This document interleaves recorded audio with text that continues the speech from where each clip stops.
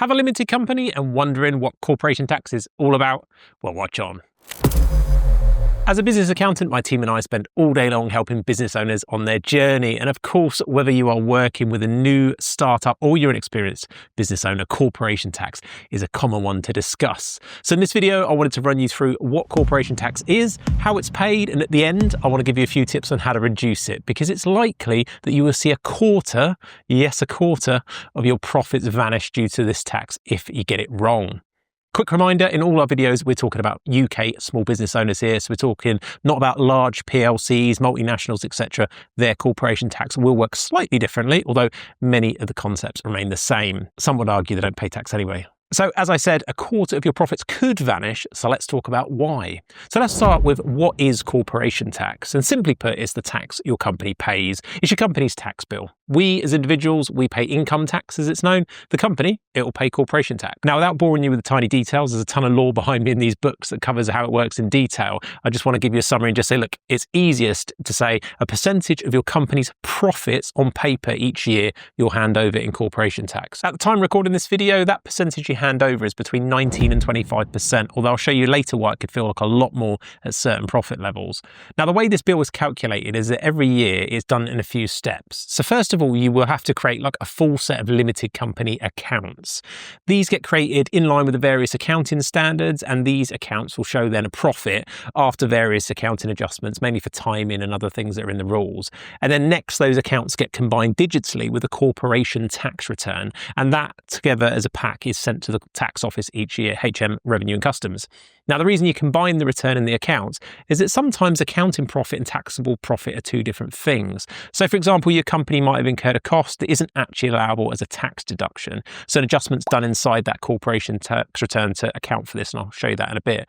So to give you an example, you might have taken your clients out for an amazing meal, which is a completely normal thing to do in business. It's completely fine for the company to do that, but you've spent some of the company's money, so it's shown there in the accounts. But when it comes to calculate the profits that your tax bill is based on, the cost of that meal will not be able to be knocked off your profits. So it gets what's known as added back to the profit, increases the profit that you're taxed on. And once you have that taxable profit figure, at its simplest level, you take that profit in the return, and a percentage of that is your tax bill. So for example, if your corporation tax return says you made £255,000, nice profit, right? You would hand over 25% of that in corporation tax. So, okay, that bit's not so nice maybe. Now, side note, this is different to a personal tax return. For a sole trader or self-employed person, you don't actually need accounts. You just fill in the tax return. And luckily, at the time recording these videos, these accounts we're talking about that go to the tax office are private, which is really good because they include a full breakdown of where the company spent its money, how much you turned over, etc. And you'll also have to submit then a separate set of accounts to Companies House to go on the public record. But luckily, they can be a trimmed down version with far less detail. Now, this is actually expected at the time recording this video to change, but that's a whole nother video on the channel to check out. Now, in terms of exactly what percentage in tax you hand over, it can be a little bit complicated, but I wanted to show you, if you're thinking about it worst case, you just estimate 25%, because at the time recording this video, that's the headline corporation tax rate. However, the government have re-implemented a kind of staggered system that allows you to pay slightly less than this if your profits are under £250,000 a year.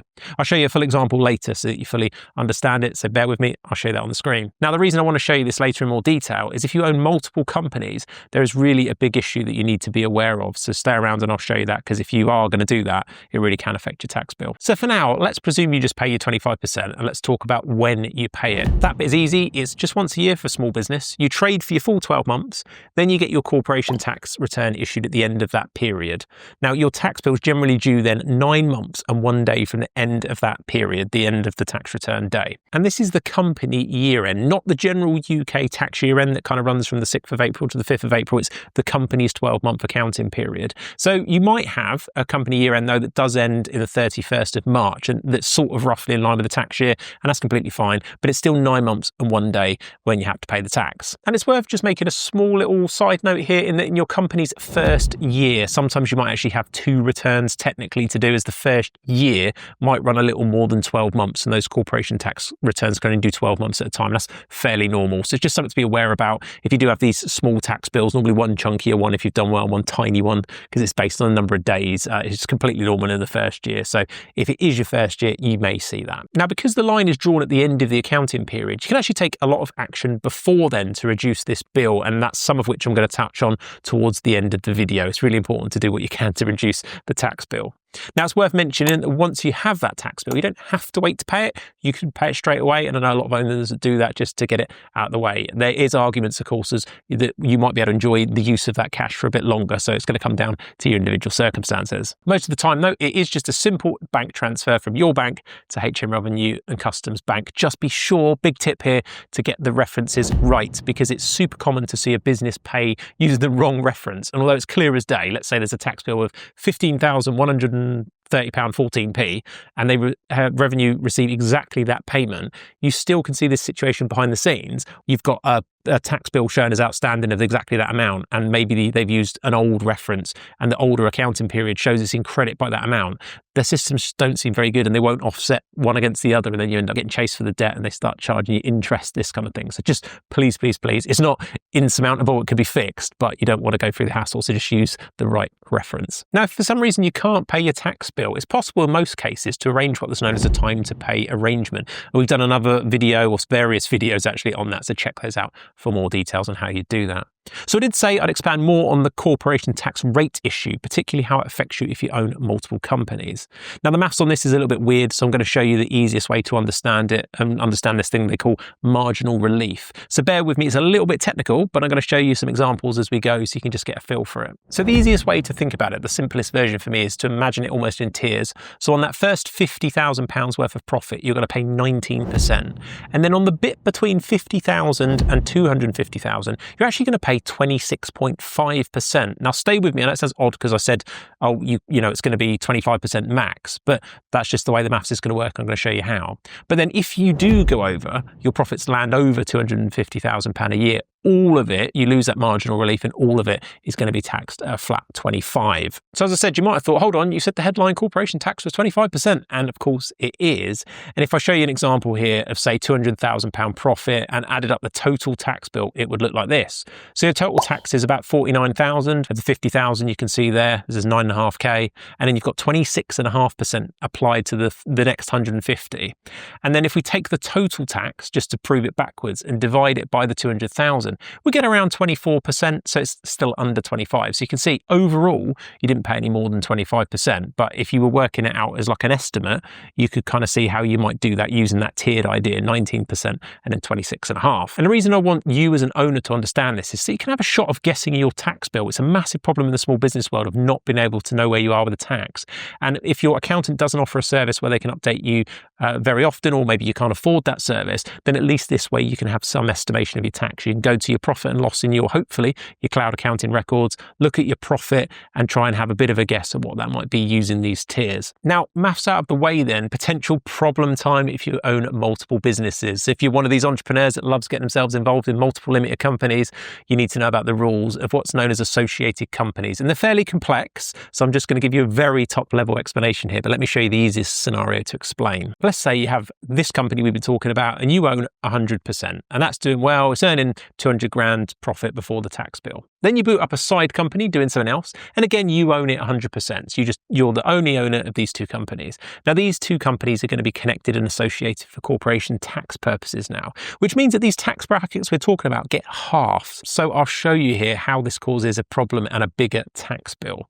So we said that for profits under 250,000 a year, you get this marginal relief. But now you've got an associated company, it cuts that limit in half. So it's only 125,000 now before in those tiers, before you start paying the big 25% on all of your profits. And it actually gets split up for each other associated company. So if you've got a third company, it gets cut again. So it gets very, very low. And because of this, using the example, that 200,000 profits in your initial company is subject to that new limit of 125,000. So we're going to pay 25% on all of your profits. So that's actually up to your corporation tax bill by £750. So it doesn't sound massive, but it's still fairly substantial, but at different levels can really make a big difference to the amount of corporation tax you're going to be paying. So seeing this in practice, hopefully you can see how opening just random companies without thinking about structure can cost you some money. So if you take nothing away from this and you think that's a bit complicated for me, just think multiple companies equals potential multiple problems and seek some professional advice if you need it. So reminder, the rules on this are super complex. This is really top level, simple example. So you might be thinking things like, well,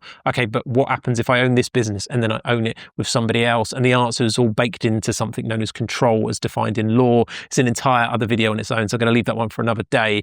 But yes, there are some considerations there for sure. Now then, I did say I'd give you some thoughts on reducing that corporation tax bill. Firstly, there's a ton of videos on this channel, blogs on our website at healandassociates.co.uk that can help you out with more detail on a given topic. But broadly, my top 3 tips would be: number 1, keep good records. If you've watched much of my content, you know I come back to this one time and time again. Keeping good records of all of your income, but most importantly, all of your expenditure when it comes to reducing corporation tax is absolutely key. And in the modern day, using technology is really going to help you do that. So if you can imagine a scenario where you go and buy a pen and a pad for work on the go, you're rushing between meetings and you use your own cash and you lose the receipt, your tax deduction is gone. You know, you've not forgot to put it in your records. It's just not there. It's cost you tax. If you had some sort of receipt capture technology, you could have snapped it at the till and captured it in your online records straight away before you've even left the shop. Now, over a year, this really does add up if you do this across everything and make sure that everything is captured. And that leads on to the next one, and that's thinking about timing. So tip 2 is all about timing, thinking about the timing. And because the line for your tax bill is drawn at the end of the accounting period, it's a good time if you want to review whether you need to spend any money. And whilst I'd never advocate randomly spending money in your profits just to save tax, if you needed to purchase some items the next month or so anyway, bringing those forward might usually have an impact on the tax bill. We've actually done other videos talking about these kind of things, but things like when you decide to contribute to a pension as the owner or the director, and when you renew equipment, those kind of things can be big deals for saving tax. So if you're interested more in this topic, as I say, go and watch those videos we've done, and particularly one that we talk about what does tax deductible actually mean, because that's going to give you an idea of when's a good idea to actually spend money to save tax and when is it just a stupid idea. So go watch that one. And then finally, tip number 3, and that's gain knowledge about what can be deducted. So we said about capturing receipts all adding up. Gaining knowledge about what's possible is massive. So you're doing it right now. You know, you're watching this video. Hopefully you'll go and watch some more videos and learn about what tax deductions are, what other sort of tax deductions might be possible. And I think many owners would love to engage an accountant who could just kind of list all this for them, this amazing list of what to buy. But unfortunately, the options are endless to a degree. The actual tax law around what's deductible is quite broad. It's actually a one-liner in legal terms for a lot of cases. And then you've got all these extra sort of guidance and revenue manuals that bolt on. So do go, take in as much as you can. And if you've got a specific thing in mind, you're just thinking, can I deduct this? Stick it in Google, stick it in ChatGPT. But at the moment, at the time of recording this video, be very, very careful about the results you get there. I would always recommend checking with an accountant because the tech just isn't there at the moment when we're recording this video to get this right a lot of the time. So my hope is that knowing what's possible to be tax deductible in the company is going to help you when you're making decisions about what to use the company's profits to do, what to buy, and could that be some sort of company expenditure and bring that tax bill down, and it will make a big difference. And then hopefully you're going to combine that with tip 1 and make sure you capture all of the receipts and expenses in your records. So keep learning, go binge watch, read or listen even more. You can also subscribe to our email newsletter that contains even more tax and business tips, link in the description.